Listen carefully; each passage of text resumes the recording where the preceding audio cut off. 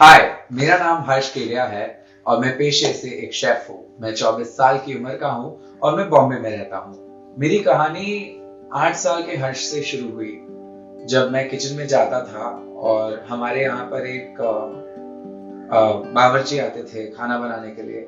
मैं उनके पीछे पीछे घूमता था, देखता था कि वो क्या खाना बना रहे हैं और मुझे उससे बहुत इंटरेस्ट आता था देखने में कि वो करते क्या है किचन में। ये बातें चलती रही जब तक मुझे एक दिन मन हुआ कि मैं खुद जाकर कुछ बनाऊं। तो मैंने एक बार ट्राई की, जाकर घर में रोटियां बनाने की, और मैंने फिर थोड़ा सा आटा लिया, उसको गोंदा और फिर उसकी थोड़ी रोटी बनाई। मेरी रोटी एक शहर जैसी दिख रही थी, गोल तो बिल्कुल ही नहीं थी वो। और मेरी शहर जैसी रोटी जब मैंने तवे पे रखी और जब मैं उसको बनाने गया, इतने में मेरी उंगली चिपक गई। अब 8 साल के हर्ष की उंगली जब चिपकी तो रोने लग गया और उसने हाथ खींचा, और जब हाथ खींचा तो हाथ जल चुका था। तब उस दिन मुझे रियलाइज हुआ, मुझे पता चला कि मुझे जिंदगी भर खाना बनाना है। कुछ सालों बाद जब 8 साल का हर्ष बड़ा हुआ, 10-12 साल का हुआ, तब उसने पहली बार केक बनाई थी और केक बनाकर उसने स्कूल ले गया था। और जब स्कूल गया तब बाकी बच्चों ने भी खाया, उनको बहुत पसंद आया था केक। और इससे मुझे बड़ी इंकरेजमेंट मिली थी कि जाओ बैठो, बच्चों को केक खिलाओ स्कूल में, टीचर्स को ऑफर करो। और उस दिन मुझे रियलाइज हुआ कि हाँ, अब तो मुझे केक बनाने भी आ गई, अब तो मुझे डेफिनेटली शेफ ही बनना है और यही मेरी जिंदगी है। बट उसके 2 साल बाद कुछ चीजें बदल गई। एक दिन जब मैं स्कूल से घर आया, तब मेरी मासी घर पे बैठी थी और उनके हाथ में एक ग्लूकोमीटर था। देख रहे थे, प्यारा सा छोटा सा डिवाइस है ग्लूकोमीटर, ठीक है, बट इससे मालूम पड़ जाता है आपको कि आपका ब्लड शुगर लेवल कितना है। ये देखिए, मेरा लास्ट ब्लड शुगर था 173। इसका मतलब होता है कि 120 के नीचे जब होता है तब आपको डायबिटीज नहीं होती, और जब 180 तक होता है फिर ठीक ठाक डायबिटीज होती है। जब 180 के ऊपर जाता है तब आप सभी को थोड़ा ध्यान रखना पड़ता है, ठीक है। तो उस दिन मासी लेके बैठी थी ग्लूकोमीटर, एक छोटा सा डिवाइस, और सामने पड़ी थी ये पेन, इसको लैंसलेट बोलते हैं, ठीक है। तो इसको जब ऐसे क्लिक किया और जब मैंने इसको प्रेस किया और मेरा ब्लड निकला और मैंने उस पर गिराया, तब मुझे रियलाइज हुआ कि मेरी शुगर उस दिन थी 193। 14 साल का हर्ष घर पर आया, उसकी शुगर 193 और मासी सामने बैठी है। अब कोई भी इंडियन हाउस होल्ड में जाएंगे आप और मेलोड्रामा ना हो, ऐसा हो तो नहीं सकता। तो वैसे ही मेरी मासी ने घर में बहुत ज्यादा स्यापा किया, कलेश हो गया था मेरे घर में कि 14 साल के हर्ष को डायबिटीज है। धीमे धीमे अलग अलग डॉक्टर्स को मिलके समझ के करके हमें पता चल गया था कि मुझे डायबिटीज डिटेक्ट हो चुकी है ऑफिशियली। 14 से 16 की उम्र के बीच में मुझे याद नहीं मैंने एक्चुअली खाया क्या था, क्योंकि मोस्ट डॉक्टर्स और न्यूट्रिशनिस्ट ने मना कर दिया था। फिर भी मैंने खुद को कंट्रोल करके रख रखा था, क्योंकि डॉक्टर्स ने बोला था कि वरना बहुत एडवर्स इफेक्ट्स हो जाएंगे बॉडी पे और बहुत ज्यादा तकलीफें आ सकती है बड़े होकर। और तब स्टार्ट हुई थी ये सारी कहानी एक साथ में, जब डायबिटिक हर्ष और शेफ हर्ष एक साथ मिलने लग गए थे और उन्होंने साथ में कुछ क्रिएट किया था 16 साल की उम्र में। मैं काफी सारे ब्लॉग्स लिखता था इंटरनेट पे अलग अलग नामों के अंदर, और मेरा सबसे कॉमन नाम इंटरनेट पे था डायबिटिक शेफ का। और मेरा सोल पर्पस यही था कि दूसरे डायबिटिक बच्चे जो मेरी तरह डिटेक्ट हुए हैं अर्ली, जो 7-8-10 साल के भी है, जिनको मैं क्लिनिक पे मिलता था मम्मी के साथ जब जाता था डॉक्टर को मिलने, जिनको वही तकलीफ थी जो मुझे थी, बट उनके मम्मी को एक ही कंप्लेन थी कि डॉक्टर, मैं मेरे बच्चे को क्या खाने के लिए दूं, मैं उनको खिलाऊं क्या। तो वो सारी प्रॉब्लम्स को एक साथ लाने में, सॉल्व करने में मुझे ऐसा लगा कि अगर मैं मेरी रेसिपीज वहां लिख के दे दूं लोगों को तो उनको हेल्प मिलेगी। तो एक लेडी ने हमें ईमेल लिखा था, तभी बोल रहे थे कि आपने रेसिपी तो लिख दी है बट मैं बना नहीं पा रही, मैं बॉम्बे से हूँ, आप बना के दे दीजिए, मैं आपको पैसे दे दूंगी। तो तब पहली बार मैंने इंडस्ट्री में पैर रखे थे। मैंने I stepped into the industry for the first time when मैंने वो लेडी का केक का ऑर्डर लिया था, और मुझे याद है मैंने उनसे 550 रुपए चार्ज किए थे।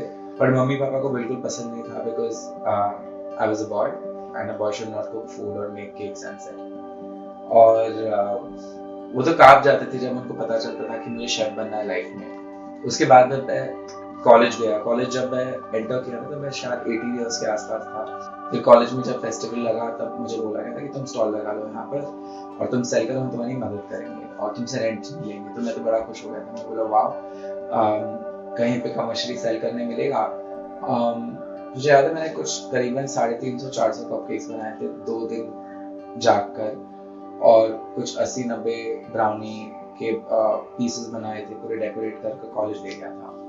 वो 2.5 से 3 दिन की पूरी मेहनत मेरे सामने आ गई थी, और मुझे लगा था कोई खरीदने नहीं आएगा तो बहुत फनी हो जाएगा, तो सारे स्टूडेंट्स को बांट देंगे वर्स्ट केस सिचुएशन में। तो आ गए सामने से खरीदने के लिए लोग और खरीद के चले गए, आए गए लोग, और फिर मैं भी थक चुका था काफी, तो मैं खाने गया, वापस आया।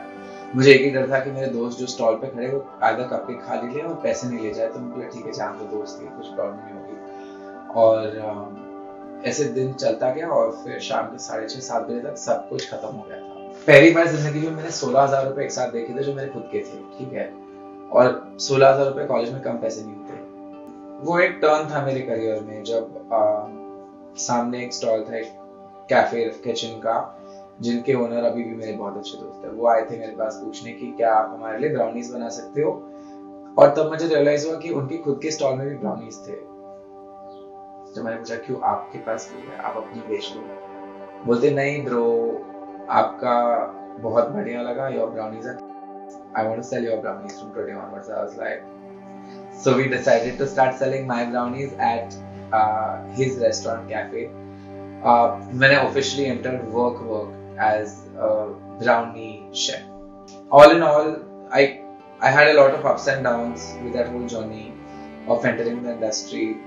3 years of college, I had ended up like covering my entire rents. Apart from like having like a personal and a party life, मेरा खुद का भी काफी सही चल रहा था। और फिर कॉलेज के लास्ट सेमेस्टर में मैंने कॉलेज छोड़ दी। करीबन कॉलेज छोड़ने के 6-8 महीने पहले एक कंपटीशन था, स्टार्टअप कंपटीशन हमारी यूनिवर्सिटी का, जिसमें 6-7 राउंड्स थे और फाइनल कैश प्राइस 10 लाख रुपए था, वो हमें मिल गया था।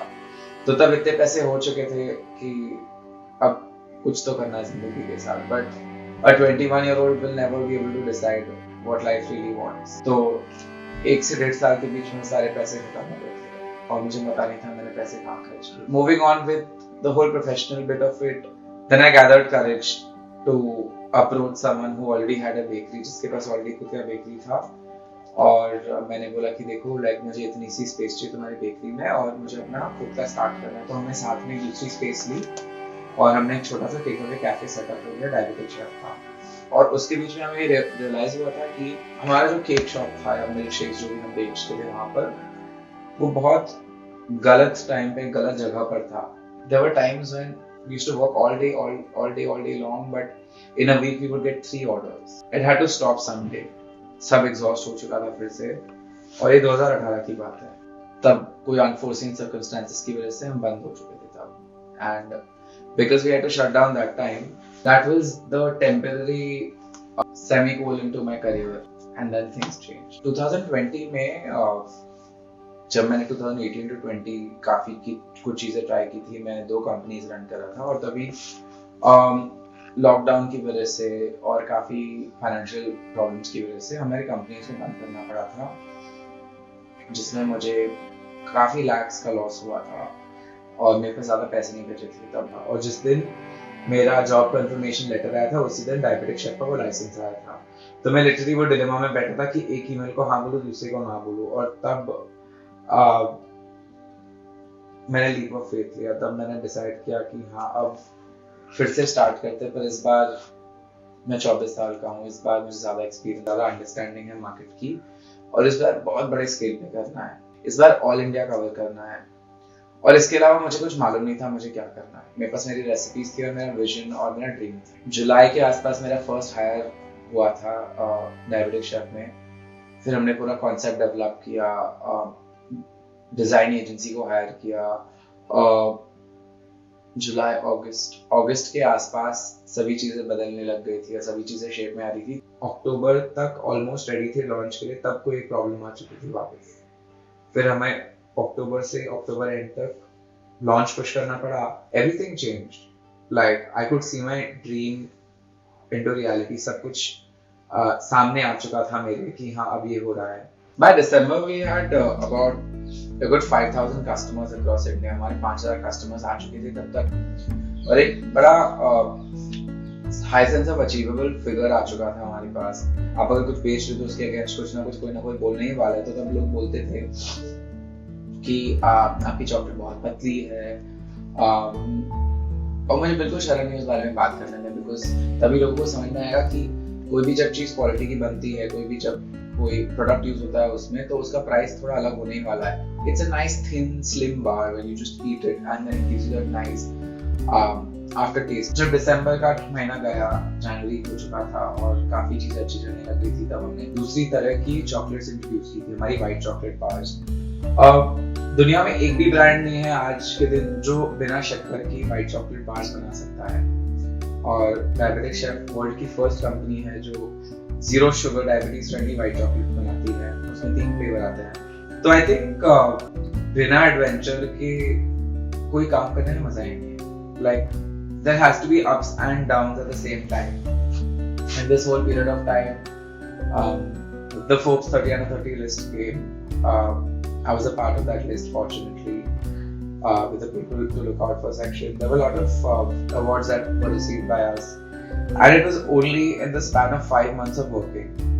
And the reason why I mention this is just so that, like, you might fail in your dream. आपका dream कभी भी बंद पड़ सकता है, but you have to restart and work on it again. अब जितनी बार वापस कोशिश करोगे उतनी बार ही आपका अकम्पलिशमेंट और ज्यादा पास आएगा। And I think this whole journey of 8 years, 8 साल की पूरी जो स्ट्रगल है मेरी डायबिटिक शेफ के साथ, अगर वो 8वें साल तक नहीं पहुंचती तो आई डोंट थिंक आज हम जो कर रहे हैं वो कर पाते। मैं हर्ष केडिया, ये मेरी कहानी, एंड आई रियली होप आप सभी को पसंद आई हो।